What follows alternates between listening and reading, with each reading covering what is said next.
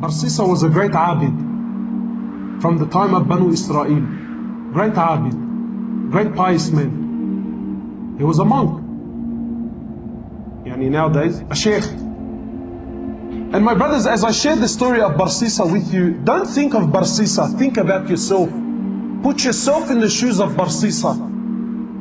Barsisa was a great scholar, someone who worshipped Allah, very pious. The whole community knew about him. He had his own temple where he worshipped Allah day and night.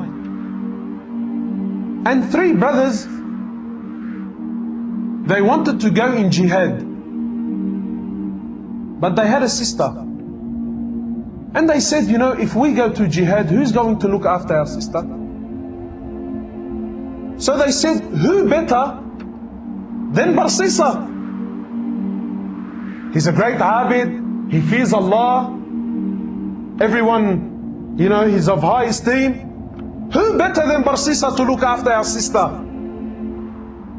So they came to Barsisa.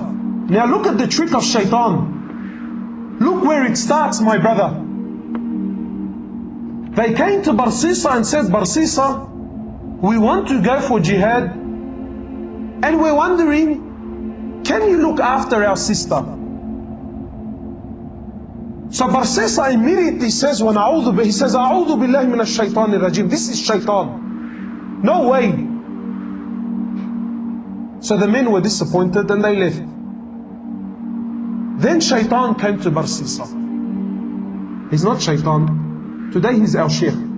So we'll call him Sheikh Shaitan. So Sheikh Shaitan came to Barsisa and said, Barsisa, brother, what are you doing? These men, they want to go for jihad. They're going for good. They're going for the sake of Allah. Barsisa, if you do not look after her, who's going to look after her? You are the most noble, Barsisa. You are the most pious man. If they leave her with someone else, what do you think will happen?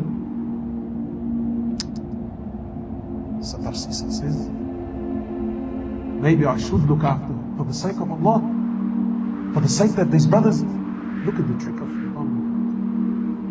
When shaitan knocks on your door, shaitan does not want you to open it fully. Just a little peep, a little, who is it? That's all he wants. A little crack. That's all shaitan wants. Shaitan has all the time in the world. Shaitan wants a little crack.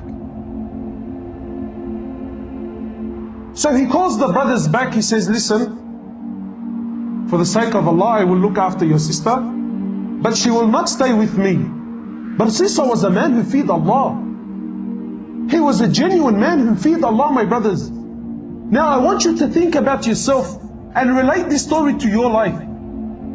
He says, I will not keep your sister with me. She will stay in the house I have at the back of my temple. She will stay there and I will stay here. The brothers agreed. Said, no problem. The brothers went to jihad. And Barsisa would cook some food for her and put the food outside his door and make her come out from her house, come all the way, grab her food and go back. Look how much he feared Allah. But what happened? He already opened the door. So this happened for some time, and shaitan has plenty of time on his hands. No problem. Take your time, brother. Take your time. Until eventually, shaitan comes to Barsisa. He says, Barsisa, don't you know that when you put the food outside, she has to come from her house, walk all the way to grab her food? And this is a fitna. People can see her. People can see her. I think you should put the food on her doorstep. Makes logic sense? So Barsisa cooks her food, goes to her door, knocks on her door and comes back. After some time, Barsisa, Sheikh Shaitan says to Barsisa, she still has to open her door. the food inside the house. So this happened for some time, and the brothers took long. Now Sheikh Shaitan says to Barsisa, he says, Barsisa, you know, it's been a long time. This woman has no one to talk to, no friend, nobody to socialize. Maybe you should talk to her. Otherwise she will go outside and, Allahu Alam, cause fitna outside. For the sake of Allah, not for, no, brother, for the sake of Allah. So Barsisa now, he goes to the house. Look, he still fears Allah. From outside the house, he's talking to her, shouting, and she can't hear him properly. And after some time, Shaitan says, Barsisa, why are you embarrassing yourself? You're screaming and shouting. Go inside the house and speak to her there. My brothers, after some time, he started speaking to her inside the house. What was a little conversation became a longer one. After talking, now he wants to see. After seeing, he now started to touch. And after touching, the great Barsisa committed zina. How many of us, maybe we have not committed zina, but we fell in the same footsteps of Barsisa. Now he's committed zina. She falls pregnant. She gives birth to a baby boy. And Shaitan now comes to Barsisa, says, Barsisa, bro, if the brothers come back and see this young boy, and you were the one who was responsible for looking after him, how will you explain the boy? Now he's worried. He says, what do I do? He says, Barsisa, you have to kill the boy. You have to get rid of the evidence. So Barsisa kills the boy. What do we have now? Zina and murder. After some time, Sheikh comes back. Says, Barsisa, do you really think she's going to keep quiet about what happened? Do you really think she's not going to tell her brothers about what took place here? He says, what do I do? Kill her too? Zina and double murder. The brothers come back. Barsisa, where is our sister? He says to them, Inna lillahi wa inna ilayhi raji'un. Your sister, she became very ill, and Allah took her life.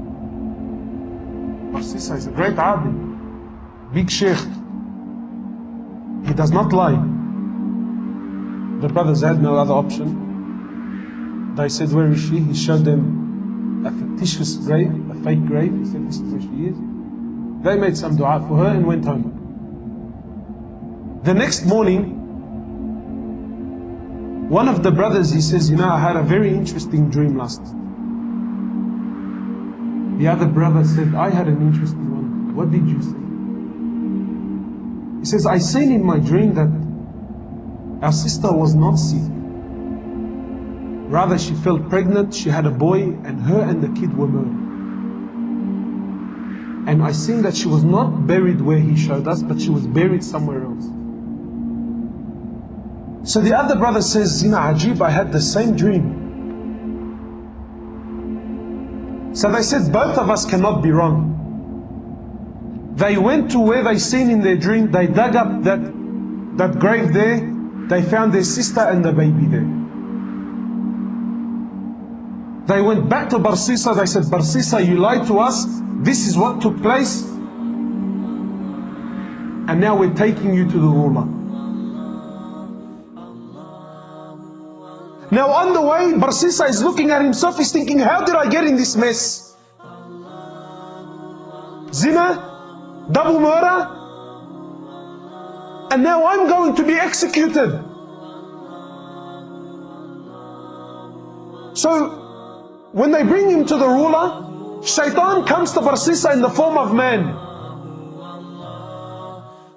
He says, Barsisa, do you know who I am? He says, no.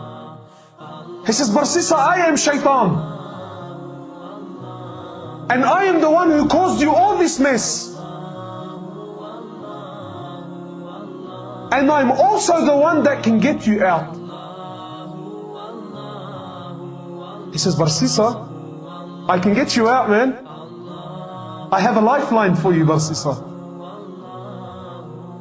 He says, anything, get me out. He says, Barsisa, you make sajda to me. You make sajda to me, Barsisa, and I will get you out. So Barsisa, he makes sajda to him. And Sheikh Shaitan says, thank you very much. It was nice knowing you. Assalamu alaikum. And shortly after, he was crucified. The last action in his life was what? Shirk, kufr to the highest level.